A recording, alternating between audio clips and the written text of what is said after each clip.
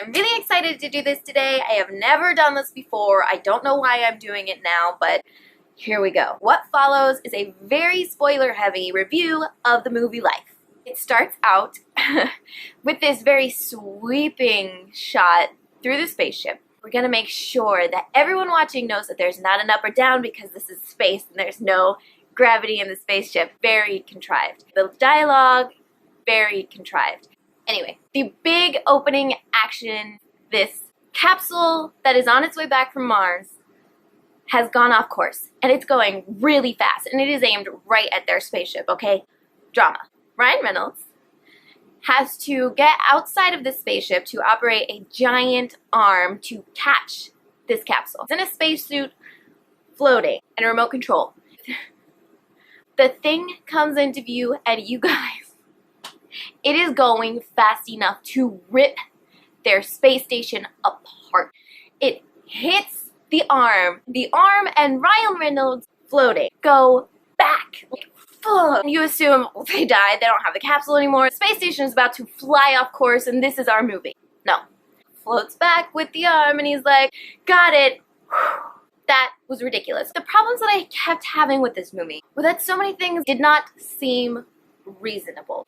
For instance, in one scene, Ryan Reynolds is fixing a shower. You turn on a shower, water rains down. Unless, of course, you're in outer space, in which case you turn on a shower and water goes everywhere and it's a big disaster. And also, water is precious in outer space.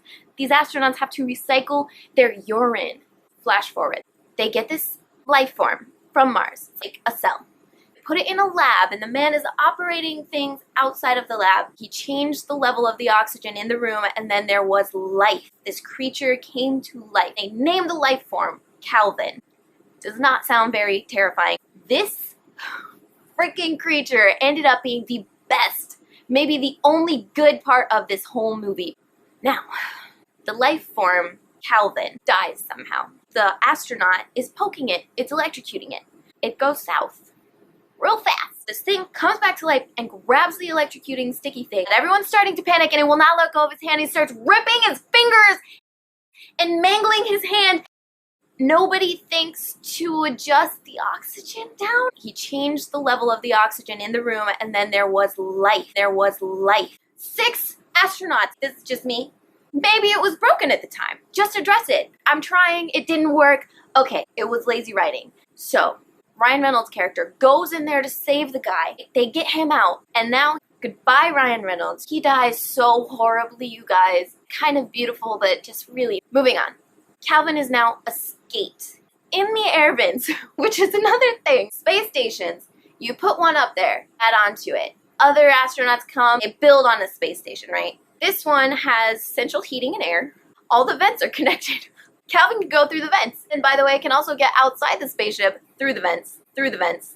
Calvin can get into the spaceship through the spaceship's thrusters. Like going up a tailpipe to get inside the car. This just did not seem reasonable. Captain is outside the spaceship. She's trying to she opened a vent. Calvin came out of the vent and she closed the vent outside the spaceship. She's tethered, by the way. Calvin can't survive without oxygen. They say this in the movie. Calvin comes out, latches onto her leg, crushes the cooling system. Her suit starts flooding. She's trying to get to the airlock where Jake Gyllenhaal is rushing to meet her. He's on the inside of the door. There's a lever on the outside that she has to turn counterclockwise. On the inside, he has to turn one clockwise. She's drowning. She's upside down because why not? Turning frantically. Don't breathe it in, Jake Gyllenhaal says. It's toxic. Don't breathe it in because it's liquid and your lungs can't process liquid. Don't breathe it in. It's toxic. Maybe he didn't say that. Anyway, frantically trying to crank open this door. He's frantically trying to crank open his side. She starts turning in the wrong direction. He's shouting, counterclockwise to you, counterclockwise to you. She's not gonna let Calvin in. Even though for about 5 minutes now, she's been trying to get back inside the space station with Calvin attached to her. At the end, she decides it's not worth it, apparently. We skip to the end. Back in the spaceship, okay? It's down to 2. Jake Gyllenhaal and one of the other girls have already tried to vent the oxygen out of certain rooms and trap Calvin. This plan doesn't work. They're trying to separate. Shit goes south. Calvin's still free. They're running out of oxygen. They lost communication with Earth.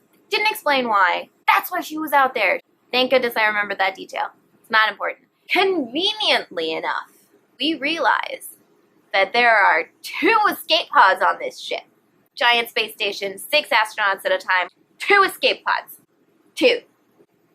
Anyway, do you want to hear the big plan?